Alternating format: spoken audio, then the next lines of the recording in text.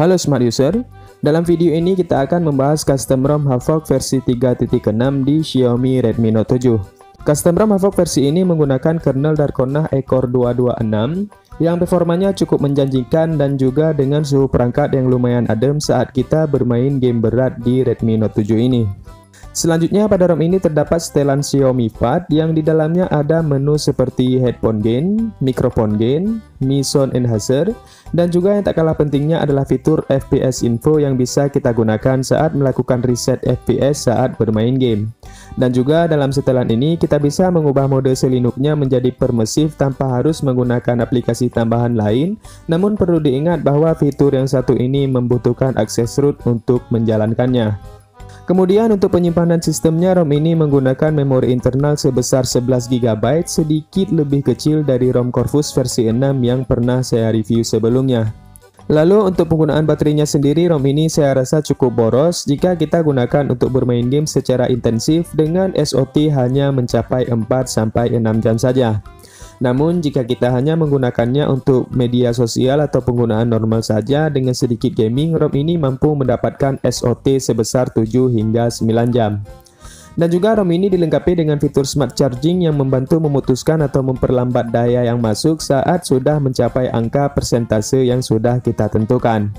Sekarang lanjut ke dalam setelan tampilan. Di sini kita akan menemukan fitur gaya dan wallpaper yang di dalamnya terdapat fitur kustomisasi yang cukup lengkap, yaitu fitur pengubah gaya font yang jumlah pilihan fontnya sudah sangat banyak. Kemudian ada fitur mengubah ikon status bar. Lalu ada juga pilihan warna aksen yang tampilannya masih seperti ini. Kemudian pilihan untuk mengubah warna background saat kita sedang menggunakan tema gelap.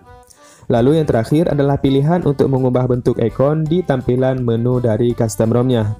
Kemudian untuk fitur tambahan di ROM Havok ini terdapat dalam menu pusat konfigurasi yang fitur-fiturnya sendiri sudah cukup lengkap dan sangat beragam.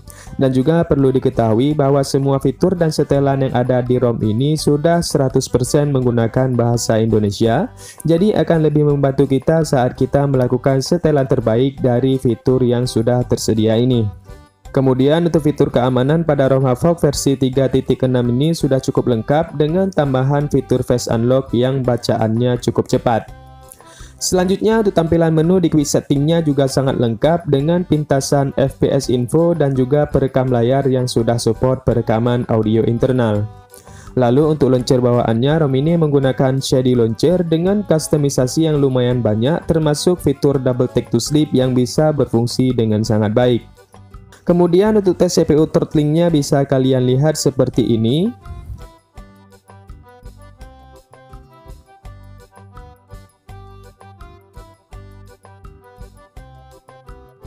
Dan untuk pengecasannya seperti ini.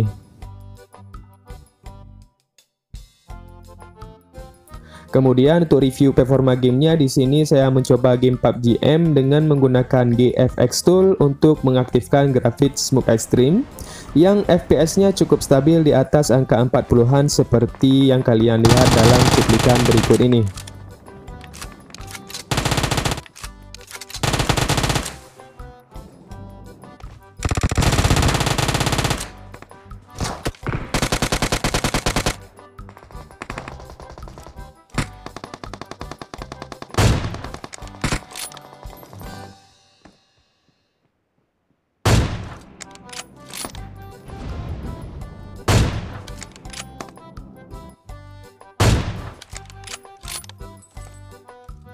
Nah, untuk cara pasangnya, pertama kita masuk ke dalam mode recovery TWRP.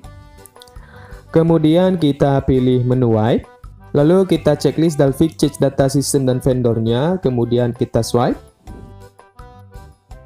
Kemudian kita masuk ke pilihan menu. Lalu pilih manage partition.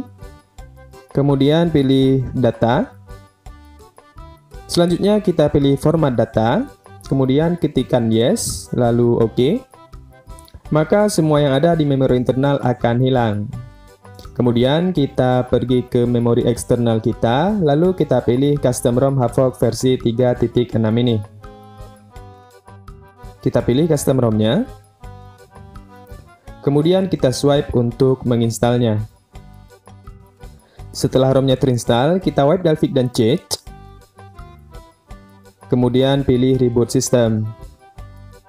Nah, sekian dulu review Gazadroid untuk ROM Havok versi 3.6 di Redmi Note 7.